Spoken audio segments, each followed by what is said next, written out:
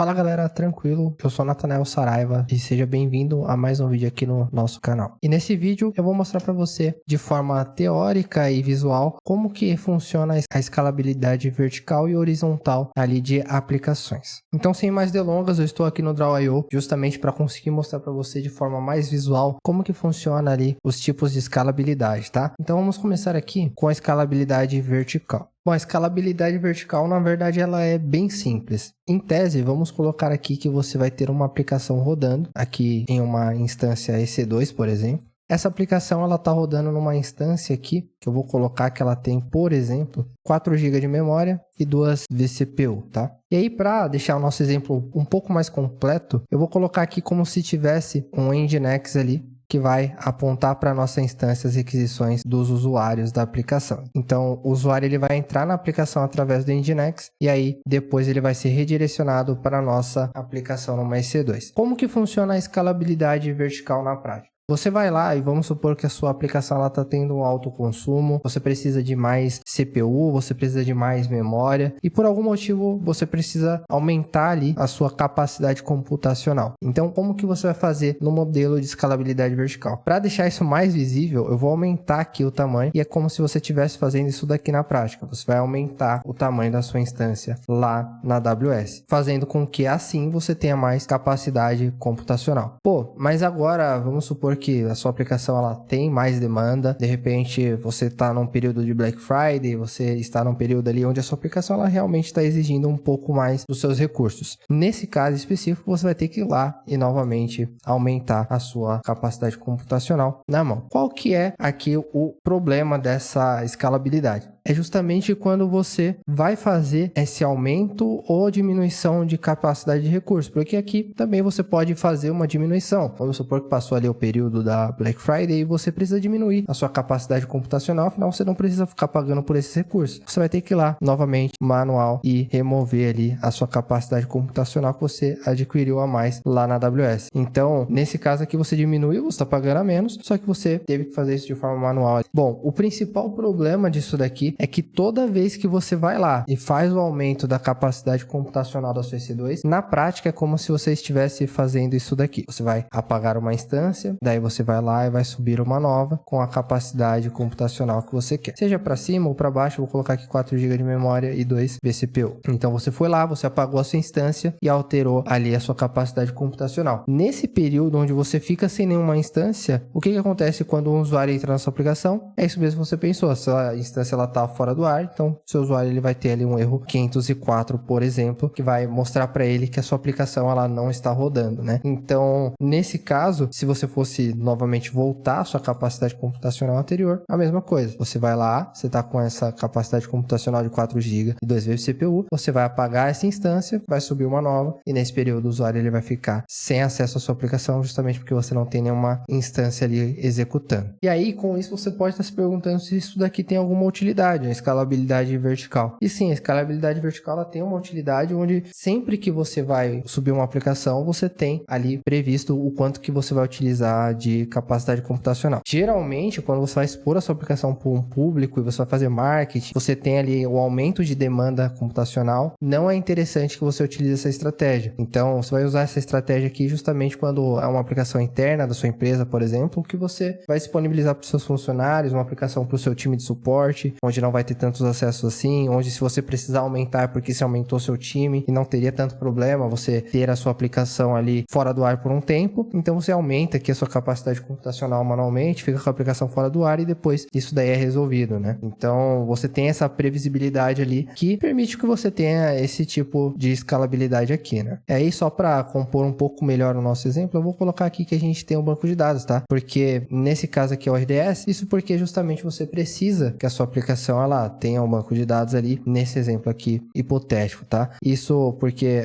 a gente vai conseguir visualizar melhor a questão do banco de dados ali quando a gente for olhar a escalabilidade horizontal, mas nada impede, por exemplo, que você tenha o seu MySQL, enfim, o seu banco de dados rodando dentro da sua EC2 aqui. Só que vale lembrar, se você estiver rodando na sua EC2, sempre que você finalizar ali, você vai perder esse banco de dados, você vai perder seus dados, então, de qualquer forma, vamos colocar aqui um RDS de exemplo, tá? Então, agora, vamos partir para a escalabilidade horizontal. E aí eu vou mostrar para você o que muda nessa modalidade. Então aqui nós temos a escalabilidade horizontal, e aí em tese vamos supor aqui que você tem a mesma coisa, você tem uma EC2, vou colocar até menos capacidade computacional para ela, vou colocar 4 GB de RAM aqui e 2 vCPU, e aí você tem um aumento de capacidade computacional. O que você vai fazer? Nesse caso da escalabilidade horizontal, ao invés de você aumentar a sua capacidade dessa instância, você vai subir uma nova instância, o seu Nginx ele vai estar configurado para que ele entenda que você subiu uma nova instância e pode mandar tráfego para essa instância. Obviamente, essa instância também vai estar conectada no seu MySQL aqui, por exemplo, tá? Se você tiver ele local, você vai ter um problema ali que não vai ser possível você utilizar sua escalabilidade horizontal. Então, você tem que arrumar todo o resto da sua infraestrutura para que você tenha essa possibilidade. Então, aumentou a demanda, você subiu mais uma instância. Com o aumento da instância, você tem mais capacidade. Você consegue redirecionar e distribuir o tráfego para essas duas instâncias. E aí, quando você não precisar mais dessa instância aqui, você simplesmente apaga ela lá, tá? Apagou a instância, ele não vai mandar mais tráfego para ela e você está pagando menos. O ponto positivo nesse caso é que justamente você não teve nenhum tempo ali que a gente chama de downtime da sua aplicação, tá? Isso porque a sua aplicação ela estava indo para uma EC2, em um determinado momento você identificou que precisava de forma automática ou manual, enfim,